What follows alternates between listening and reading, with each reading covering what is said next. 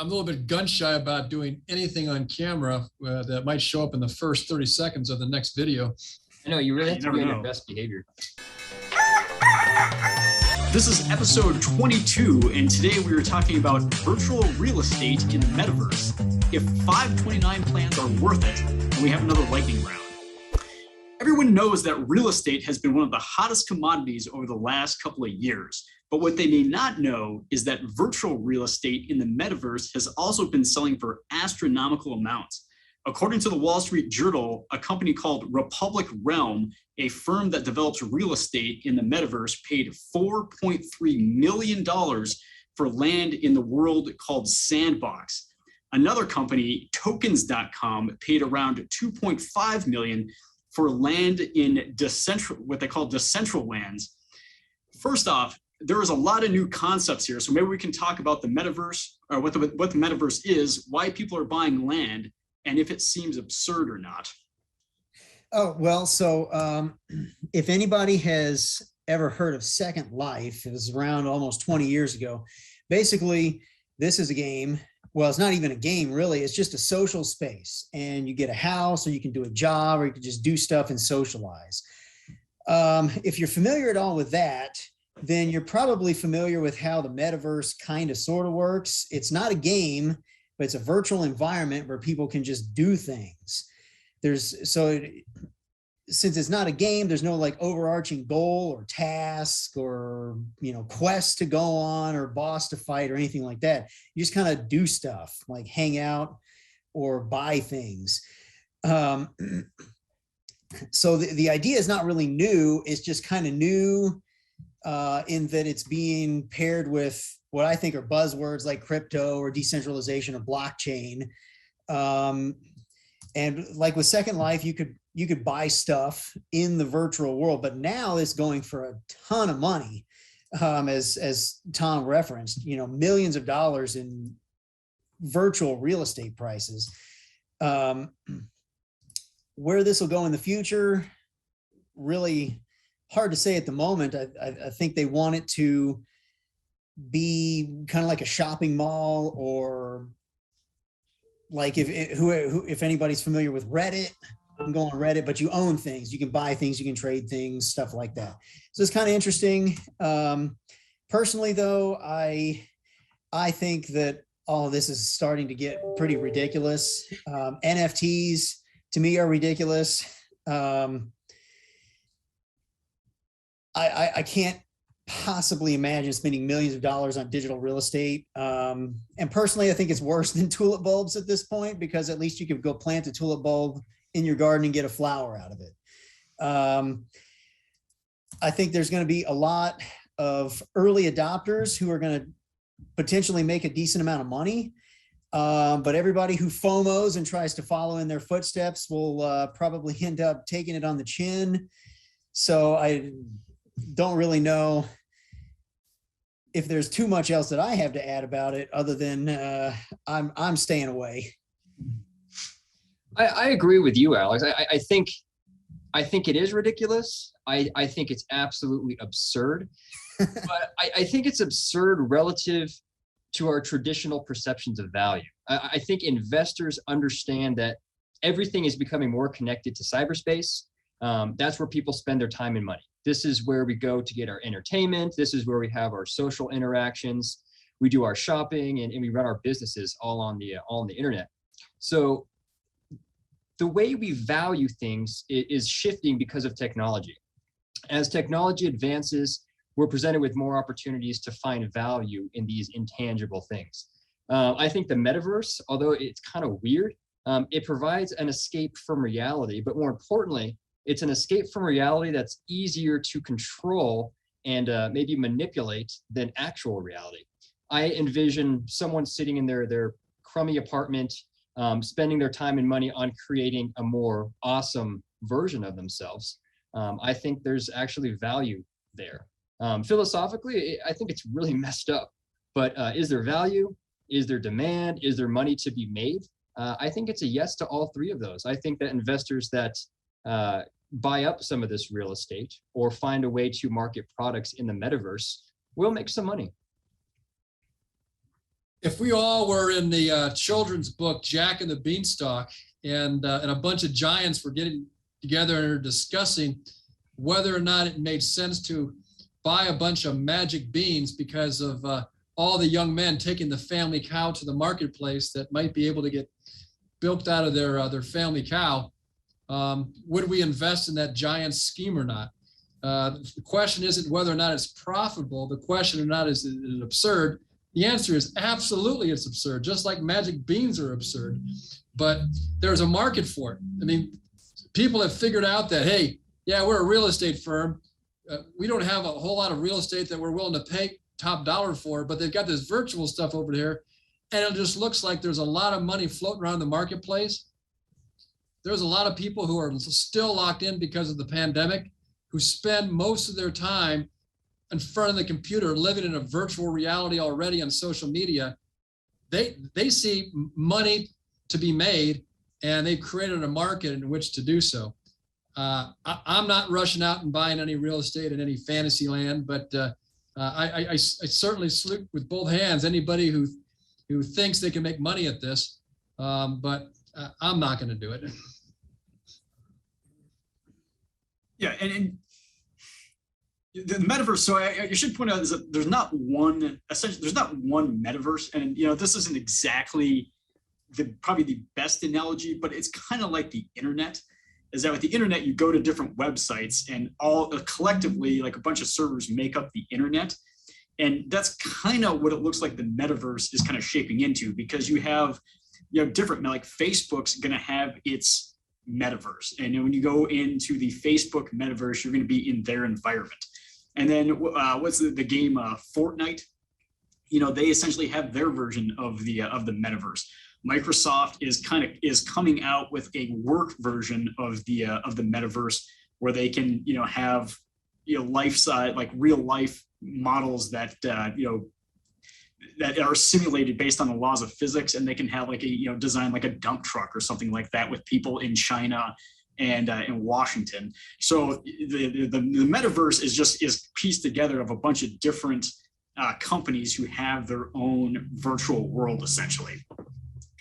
What I've read though is that some of the things that are driving market value inside these metaverses, like for instance, Alex talked about Sandbox, and one of the big things driving the price of real estate or virtual estate, I guess it's funny because they call it virtual real estate, but it's just virtual estate. It's not real.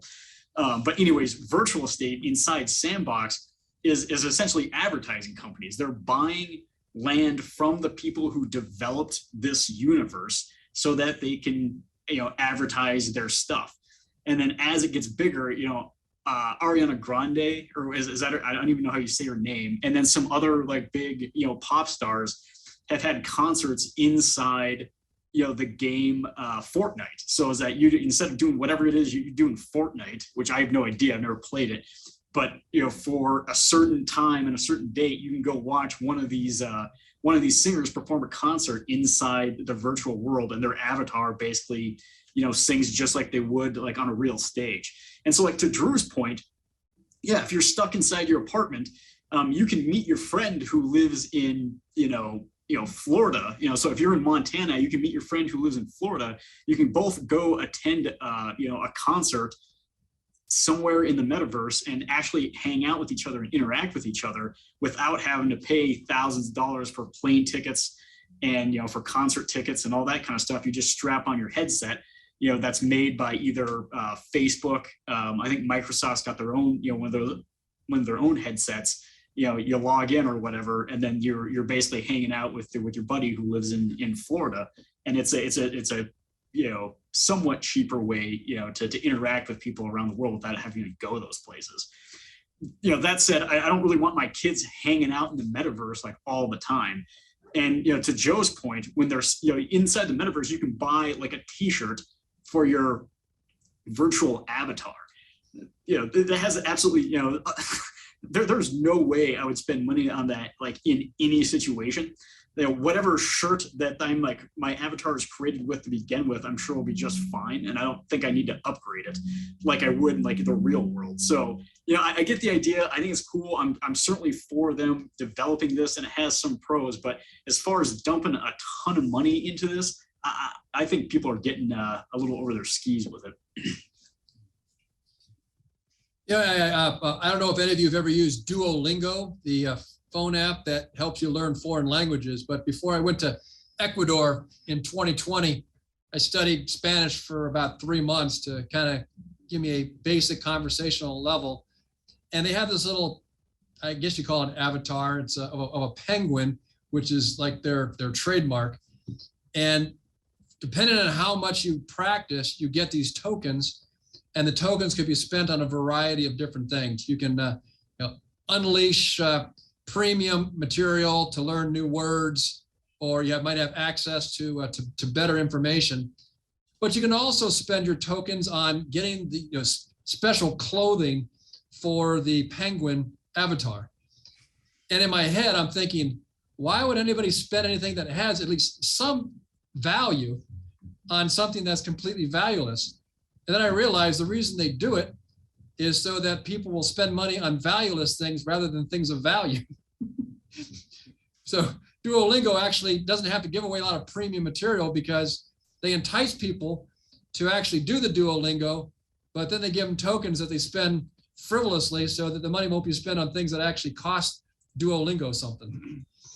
That's a great point. Is that Facebook had this issue when with Farmville, I think 4 or 5 years ago, is that you're selling a virtual cow to people. Is that how does your accountant value that as an asset?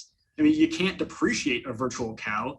You can't do anything. It doesn't even exist, but yet it's an asset on the company's balance sheet.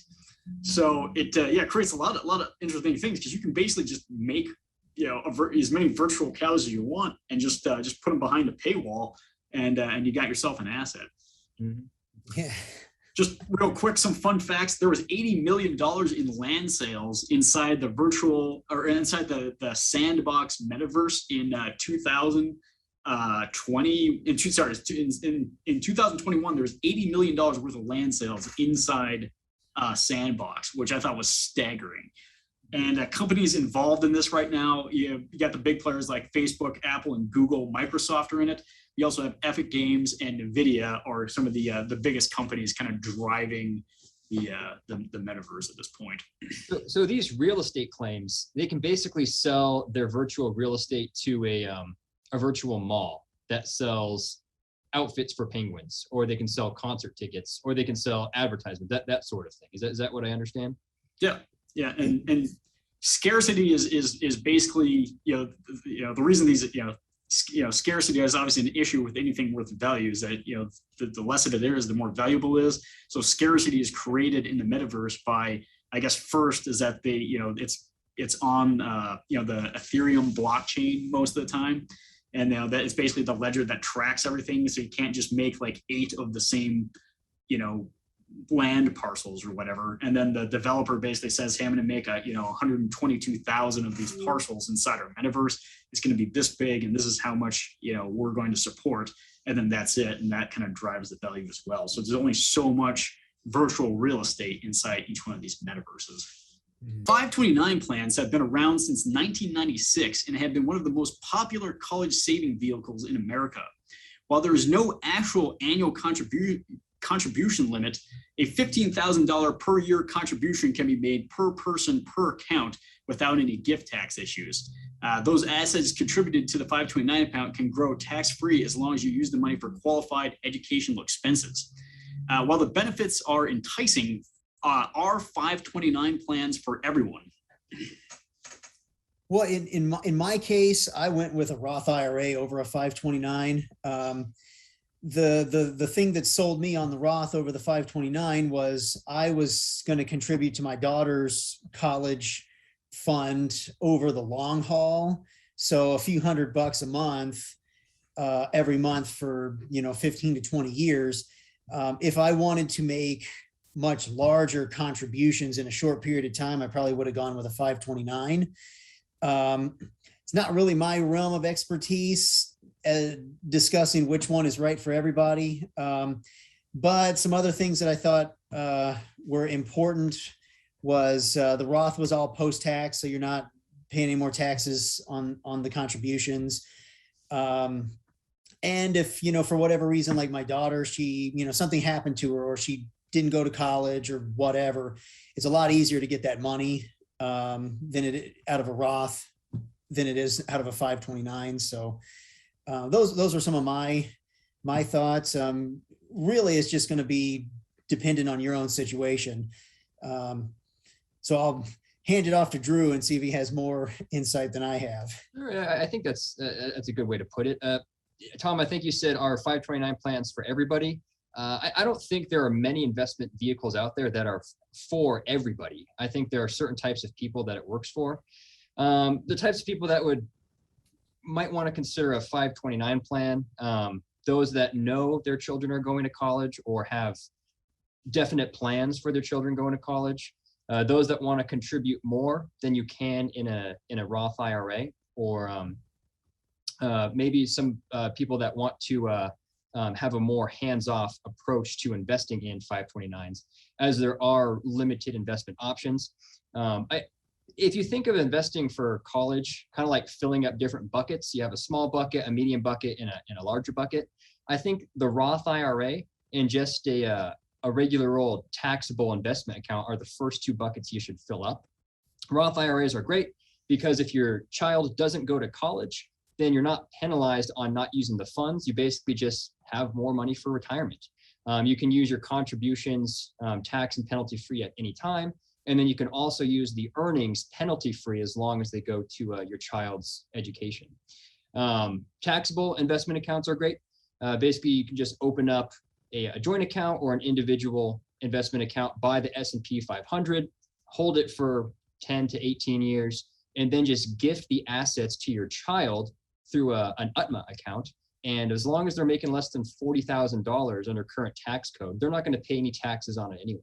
So I think those are the first two best options. But like Alex said, people have different needs, different requirements, and then we can, if you come into the office, we can just help you decide which one is ultimately best for you. Let's remember that 529 plans were never created to help people go to college. They were created basically as a tax avoidance strategy.